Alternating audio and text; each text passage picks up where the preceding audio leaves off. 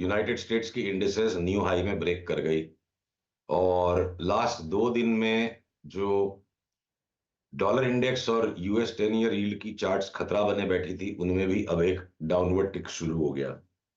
तो global markets को अगर हम देखें तो यहां तेजी का मन करेगा। पर जब हम मैं निफ्टी और बैंक निफ्टी की चार्ट्स को देखता हूं, और खासकर इंट्राडे स्ट्रक्चर्स को, तो फिलहाल इंडाइसेस को बहुत बड़ा कॉन्फिडेंस मुझे नहीं दे रही है कि कोई बहुत बड़ी मूव हो जाएगी। बट उन्हीं के बीच में अगर मैं स्टॉक्स पे इंडिविजुअली जाके देखता हूं, तो इंडिसेस को एक बार, आज की मेरी वार्ता का सारांश ये है कि एक बार निफ्टी बैंक निफ्टी को लेके ऑब्सेस्ड ना हो। इंडिविजुअल स्टॉक्स में अभी भी लेके बेचने की कोशिश करने में पैसा बनाना ज्यादा आसान है। वो शॉर्ट वॉट करके अपोलो हॉस्पिटल शॉर्ट कर दिया, नया हाई आ गया, भारती शॉर्ट कर दिया, नया हाई आ गया, बीपीसीएल शॉर्ट कर दिया, नया हाई आ गया। भले ये स्ट्रक्चरली चार्ट्स आगे कमजोर हैं, पर शॉर्ट सेलिंग करके कोई भी स्टॉक्स में पैसे बनाने की कोशिश करने में बहुत ज्यादा बारीक काम करना पड़ेगा। तो जो सरल पैसा है वो अभी भी लॉन्ग्स में है।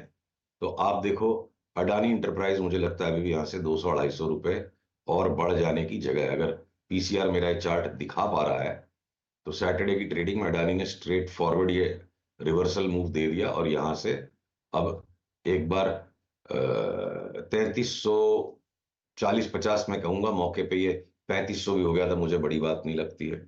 विडंबना एक और है, जब अडानी बहुत जोर से चलता है, साथ में इसके अडानी पोर्ट्स भी है इंडेक्स पे, वो भी चल रहा है, तो कहीं ना कहीं डैमेज आएगी, तो वो आईटी के स्टॉक्स में आएगी।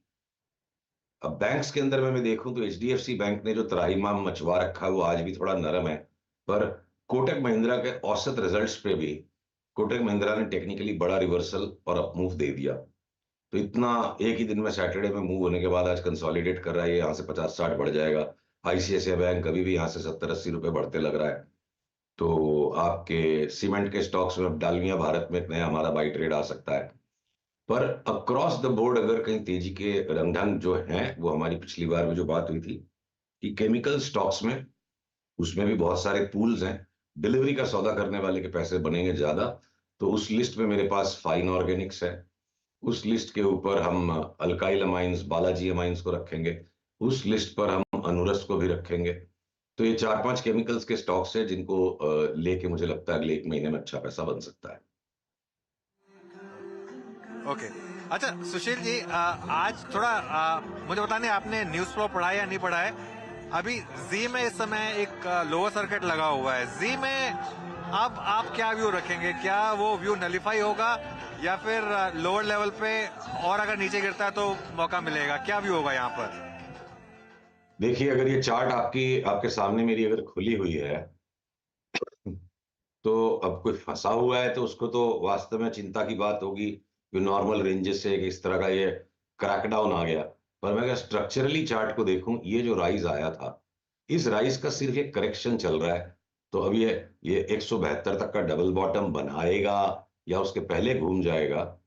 तो जो अपनी क्वांटिटी को ठीक रख के चलते, और अनुज अगर आज चारों तरफ राम जी की लहर है, तो मैं एक बात को छोटी सी कहना चाहूंगा जो सब ट्रेडर्स और इन्वेस्टर्स के लिए जीवन भर काम आएगी। हम सारे समय ज्ञान को लेकर के विचलित रहते हैं, और क्या नया पता कर ले, और क्या एक्सपर्ट का ओपिनियन ले ले, और कौन सी नई थ्योरी सीख ले। तो रावण से ज्यादा ज्ञानी पुरुष हमारे इतिहास में नहीं था, और उसके अहंकार के कारण वो सबसे बड़ा राक्षस माना गया।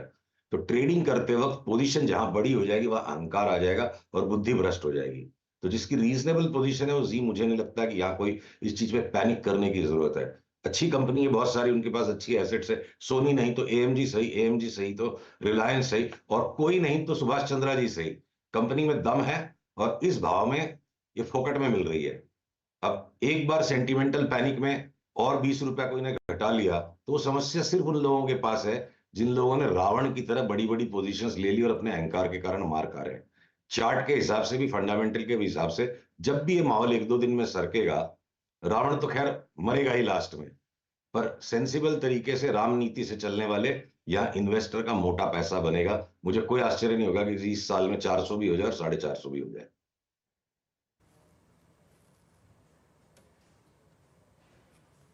ओके सुशील जी, इस वक्त जो इस पूरी प्रॉब्लम का सेंटर पॉइंट है एचडीएफसी बैंक, इस पर आपका व्यू क्या है इस वक्त? अब 1450 तो लगेगी आज स्क्रीन पे।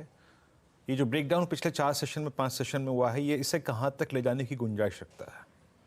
एक बार तो ये बहुत भयंकर ओवरसोल्ड है। इस चार्ट को देखिए आप, चाहे डेली चार्ट पे ये आरएसआई जो इसका 22 का हो गया, जैसे कि ये एचडीएफसी बैंक ना हुआ है, कोई जेड ग्रुप का स्टॉक हो गया, मतलब पीट के रख दिया है। आवरली चार्ट पे आप देखो, मोमेंटम घट नहीं रहा है, बढ़ रहा है, मतलब स्टॉक की गिरने की रफ्तार बहुत कम हो गई है।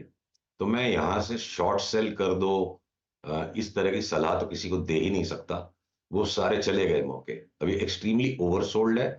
हो सकता है और थोड़ा एक आध दिन नरम रह जाए, पर मैं इतनी सलाह जरूर दे सकता हूं कि जहां 1475 के ऊपर चल पड़े, जिस दिन भी, कल परसों तरसों, शॉर्ट्स काट के लॉन्ग कर लेना। ये एचडीएफसी बैंक को भी 100 रुपया रिबाउंड 1470 के ऊपर जाने में टाइम नहीं लगेगा, घूमेगा तो ये भी कोटक की तरह एक बार में जोर में बढ़ जाएगा। या बेच के कमाने की कोशिश करना एचडीएफसी बैंक में समझदारी बिल्कुल नहीं लग रही है। और 1475 का स्टॉप लॉस रखिए जिनका शॉर्ट है, जो सौभाग्यवान लोगों ने शॉर्ट कर दिया था। बाकी 1475 के ऊपर जाते हम लॉन्ग जरूर करेंगे। ओके, 1475 के ऊपर आप एक लॉन्ग ट्रेड जरूर लेंगे। और कुछ पॉकेट्स सुशील जी जो बहुत अच्छा कर रही हैं, उसमें मतलब मैं मिक्स एक नाम ले रहा हूँ, जिसमें से आप अगर कुछ प्रिफर करते हो तो उसका उल्लेख आप कीजिएगा। ओएमसीज अच्छा मूव देती हुई, आप ओएनजीसी को देखिए अच्छा मूव दे रहा है। पीएसयूज में रेलवेज बहुत अच्छा कर रही हैं, आईआरसीटीसी ने 1060 का भाव दिखा दिया।